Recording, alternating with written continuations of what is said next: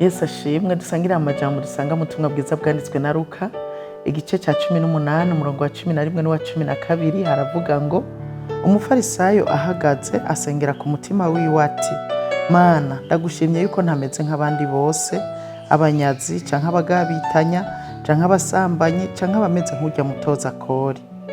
Mu minsi indwi yose nisonzesha kabiri ntanga ikigira 10 c'ivyo ndonka byose.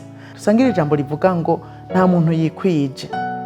Abarundi barayamaze baravuga ngo tubiri tuvurana ubupfu. Uyu mugani usigura ko ata muntu ashobora kubaho mu buzima bwiwe adakeneye mugenzi we. Yesu ahagaze ariko arigisha ishengero ababwira ku bantu biyizigira ubwabo ko bagororotse bagakengera abandi bose. Abigisha ku bantu babiri, umutoza kori n'umufarisayo baduze mu rusengero gusenga. Umufarisayo n'uyu twasomye yageze mu rusengero arahagarara aravuga ngo ndagushimye ko ntameze nk'abandi bose. Iryo jambo risigura ko yari karasuzugura abandi. Aravuga ngo abanyazi, abagabitanya canke abasambanyi canke bameze nk'urya mutoza kori yaramubona impande yiwe kwe nawe yaje mu rusengero gusenga. Arongera akaravuga ngo jewe nisonzesha kabiri mu ndwi ntanga ikigira 10 c'ivyo ndonka byose. Aya majambo nayo agaragaza yuko uyu mufarisayo yari afise ubwibone nyene bw'uko agororotse gusumba abandi bose. Umutoza kori wewe ageze mu rusengero ngo ntiyubahuka no kwegera kuko atashaka kurangamiza ngo arabe mwijuru, arishishitira avuga ngo ngirira ikigongwe kuko ndi umunyavyaha. Yesu arongera akaravuga ngo uyu mutoza kori yasubiye iwe atsindanishirijwe ariko umufarisayo yaratsinzwe.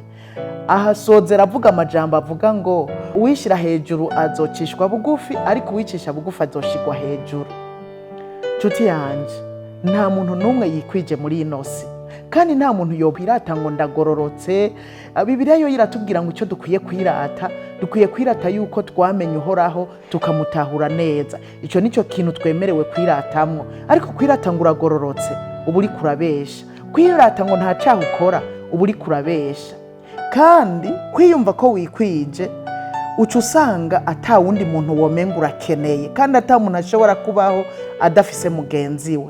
Ikindi naco nta muntu ashobora kubaho adakeneye kwigishwa kuko umaze kumva ko wihagije uca usanga umengo nta mwigisha ukeneye. Umaze kumva ko udakeneye kwigishwa iby'Imana ntabyo uzosubira kurondera kuko umuntu yumva ko ahagijwe mu buryo bubiri, guhazwa mu buryo bw'ubuzima busanzwe canke mu buryo bw'impwemu.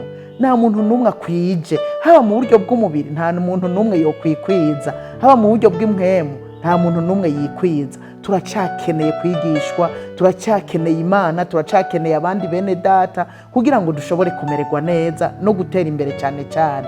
Nuko rero ntuze wigere wumva mu mutima wawe ko hagijwe. Yesu aguhezagira.